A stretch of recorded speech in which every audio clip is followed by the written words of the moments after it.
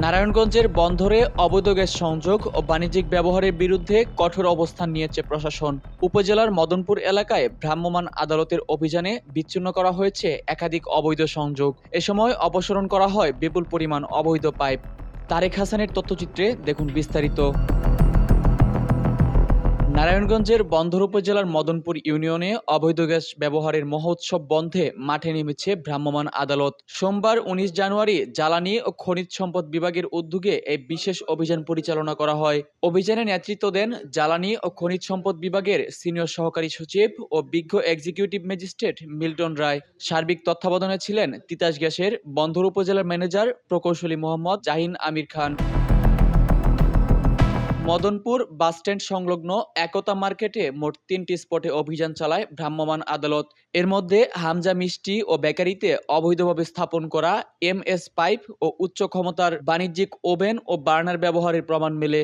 এছাড়া মোহাম্মদ সুরুজ মিয়া নামের এক ব্যক্তি আবাসিক সংযোগ থেকে অবৈধভাবে বাণিজ্যিক কাজে গ্যাস ব্যবহার করছিলেন। এসব অপরাধে সংশ্লিষ্টদের ১ লাখ টাকা জরিমানা করা হয় এবং অবৈধ পাইপলাইন অপসারণ করা হয়। আজকে আমরা নারায়ণগঞ্জ জেলার বন্দর উপজেলায় তিতাস গ্যাসের অবৈধ গ্যাস সংযোগ উচ্ছেদের লক্ষ্যে সারাদিন ব্যাপী মোবাইল কোর্ট পরিচালনা করি। এই উপলক্ষে আমরা বন্দর উপজেলায় ইতিমধ্যে একটি বেকারি এবং রেস্টুরেন্টে অবৈধ গ্যাস সংযোগ পাওয়ায় সেটি বিচ্ছিন্ন করি এবং এর মালিক পক্ষকে আমরা অর্থদণ্ড আরোপ করি এবং তাৎক্ষণিকভাবে ২ লক্ষ টাকা অর্থদণ্ড আরোপ পূর্বক আদায় করি।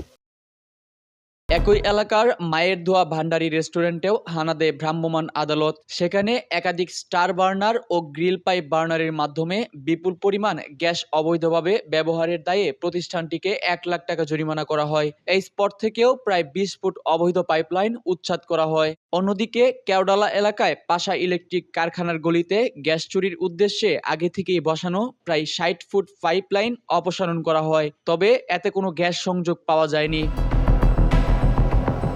অভিযানে মোট ২ লাখ টাকা জরিমানা আদায়ের পাশাপাশি ভবিষ্যতে এমন অপরাধ রোধে সতর্ক করা হয়। প্রশাসনের পক্ষ থেকে জানানো হয়েছে, রাষ্ট্রীয় সম্পদ রক্ষায় এবং জনস্বার্থে অবৈধ গ্যাস সংযোগ বিরোধী এ অভিযান নিয়মিত অব্যাহত থাকবে। বন্দর এলাকায় দীর্ঘদিন ধরে চলা গ্যাস চুরির সিন্ডিকেট ভাঙতে প্রশাসনের এই অভিযানকে সাধুবাদ জানিয়েছে স্থানীয়রা। তবে সাময়িক অভিযানের পাশাপাশি স্থায়ী নজরদারির দাবিও তাদের।